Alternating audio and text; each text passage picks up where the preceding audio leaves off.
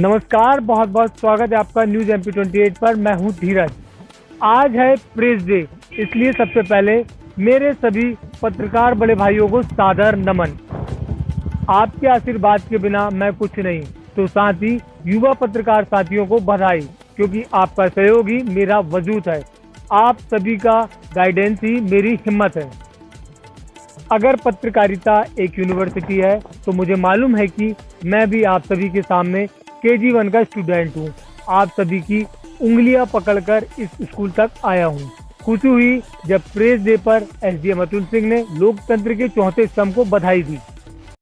राष्ट्रीय प्रेस दिवस के अवसर पर छिंदवाड़ा जिले के प्रेस के सभी साथियों, जो electronic media, print media, portal, जो न्यूज चैनल्स हैं, उनके सभी साथियों को ढेर सारी शुभकामनाएं।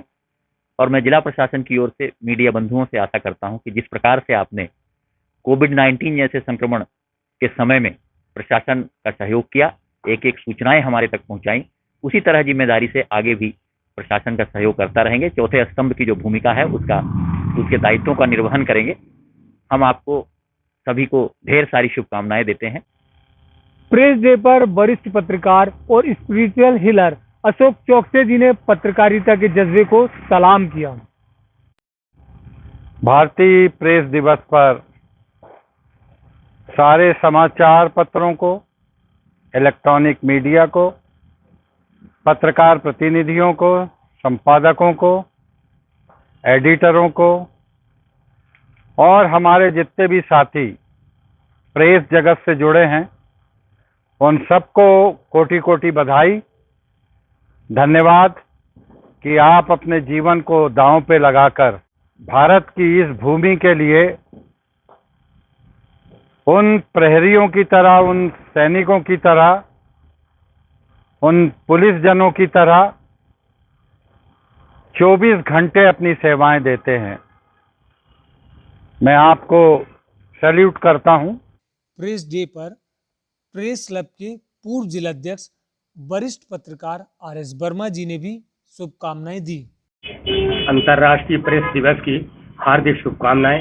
सभी पत्रकार साथियों से अनुरोध है, चाहे इलेक्ट्रॉनिक हो, प्रिंट हो या सोशल मीडिया में हो, वो अपने दायित्वों को निर्वहन सही, सजग, एक भारत के स्वतंत्र और चौथे स्तंभ के नागरिक के रूप में करें। सोशल डिस्टेंसिंग बनाए रहें, मास्क लगाएं, यही शुभकामनाएं। भारत में मौजूदा दौर के विभिन्न प्लेटफॉर्म आने के बाद हर इंसान के अंदर पत्रकार जागा है।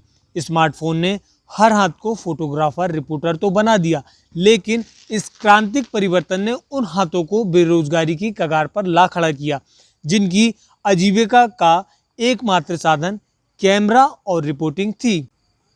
हालांकि इमेच्योर फोटोग्राफी, वीडियोग्राफी या गैर जिम्मेदाराना रिपोर्टिंग अलग ही दिख जाती है, लेकिन भागादौड़ी के वर्तमान युग में टाइम किसके पास है? अर्नव के मामले के बाद एक बार फिर सही पत्रकारिता और निष्पक्ष पत्रकारिता के लिहाज से इथिक्स की बातें और बहस शुरू हुई है, जिसमें न्यूनतम शैक्षणिक योग्यता का सवाल भी खड़ा किया जा रहा है। लेकिन देश के लोकतंत्र के चौथे स्तंभ यानी पत्रकारों की शैक्षणिक योग्यता का सवाल उठाना अगर जायज है, तो साथ ही न्यूनतम मेहनताना, न्यूनतम वेतन भी तय होना चाहिए। माननीयों की तरह वेतन ना सही, लेकिन कुछ तो हो, और शुरुआत प्रथम स्तंभ से होनी चाहिए, ऐसा मेरा मत है। यानी देश की नीतियां निर्धारण करने वाले, योजनाओं को क्रियान्वित करने वाले और हर विकास का तमगा अपने सीनर पर टांगने वालों की न्यूनतम शैक्षणिक योग्यता तय होनी चाहिए। राजनीतिक जगत में व्यक्तिगत पूजा और चाटुकारिता, चमचागिरी जैसे रोग अगर ठीक नहीं किए जा सकते, तो कम से कम शुरुआत जनप्रतिनिधियों की शैक्षणिक योग्यता से होनी चाहिए। मिनिमम क्वालिफिकेशन जरूरी है, तो इस कगार में चौथा स्तंभ भी, लेकिन पहले 3 स्तंभ हमारे उदाहरण होंगे। तो आज के लिए इतना ही, मुझे दे इजाजत। नमस्कार।